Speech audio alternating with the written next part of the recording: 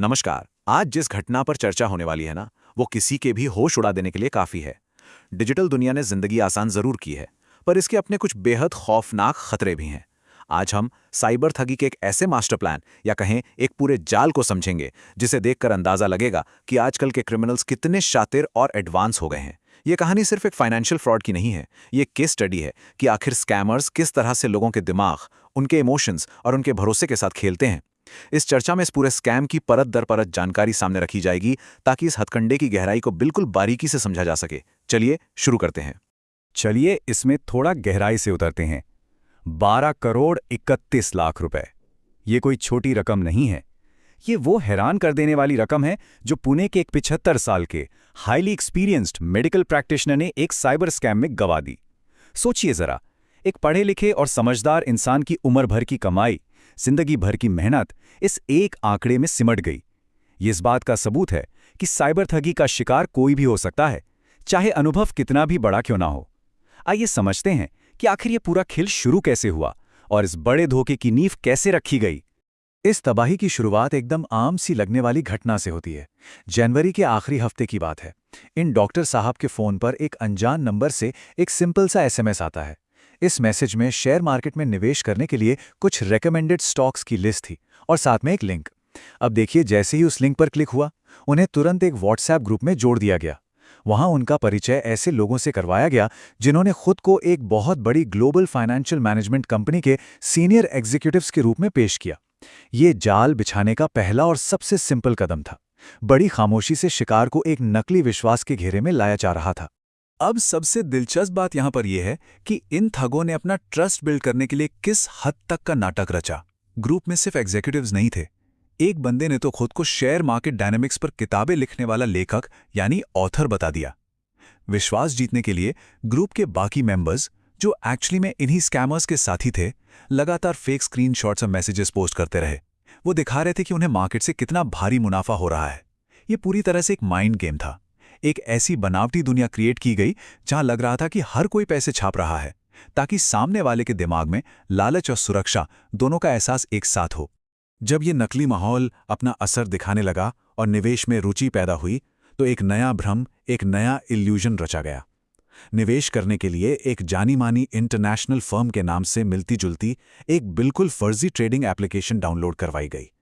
ये ऐप देखने में इतनी असली लगती थी कि किसी को शक ही ना हो, जिससे उनका इल्यूजन और भी सॉलिड हो गया। इस फेक एप्लीकेशन के जरिए स्कैमर्स ने पहले बेहद सेंसिटिव फाइनेंशियल जानकारियां हासिल की और फिर अलग अलग बैंक अकाउंट्स में पैसे ट्रांसफर करने के निर्देश दिए। पूरा सेटअप इतना शातिर था, बिल्कुल ब्रांड हाईजैकिंग जैसा, जिसे पहचान पाना सच में नामुमकिन सा लग रहा था। आइए आगे बढ़ते हैं और देखते हैं कि यह सब कितनी तेजी से अंजाम दिया गया। जनवरी के अंत में पहला कांटेक्ट हुआ था, ठीक है। उसके बाद लगभग 1.5 महीने तक सिर्फ विश्वास जीता गया। लेकिन असल चोरी का खेल मार्च में शुरू हुआ।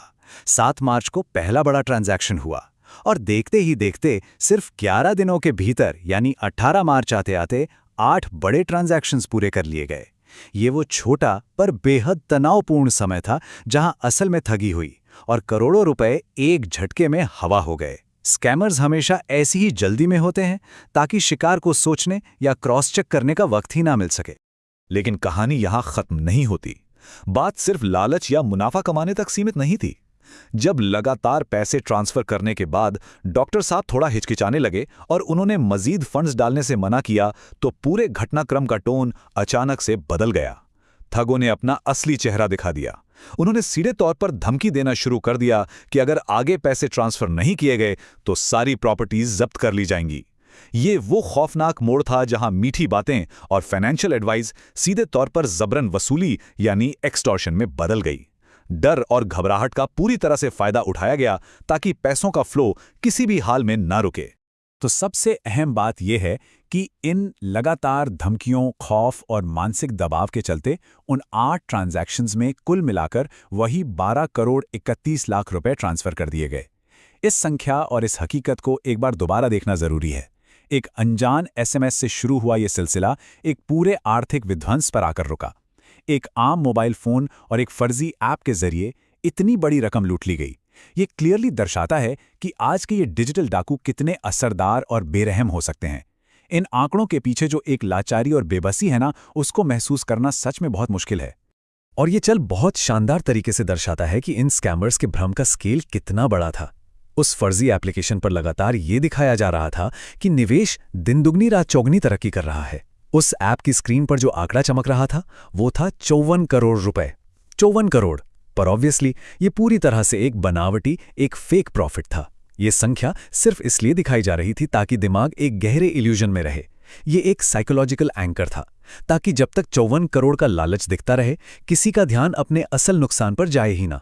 जबकि पर्दे के पीछे की सच्चाई ये थी कि वो 12 करोड़ रुपए कब के ठगों के बैंक अकाउंट्स में जा चुके थे।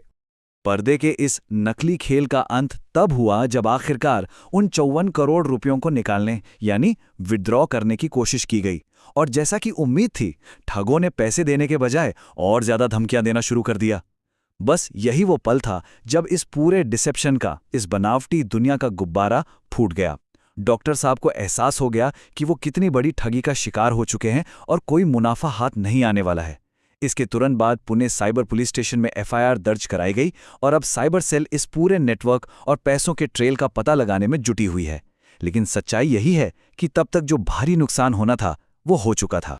आज की ये चर्चा एक बेहद चिंताजनक सवाल पर आके रुकती है। हमारे समाज में ऐसे कई बुजुर्ग और असुरक्षित लोग हैं जो डिजिटल दुनिया की इन बारीकियों को, इन नई तकनीकों को पूरी तरह नहीं समझते।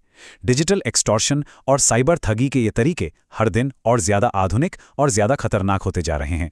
ऐसे में समाज के तौर पर इन कमजोर वर्गों को इस बढ़ते साइबर आतंक से आखिर कैसे बचाया जा सकता है?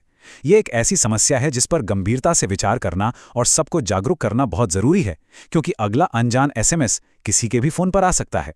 उम्मीद है कि आज का यह विश्लेषण इस खतरे को समझने में एक अहम कदम साबित होगा।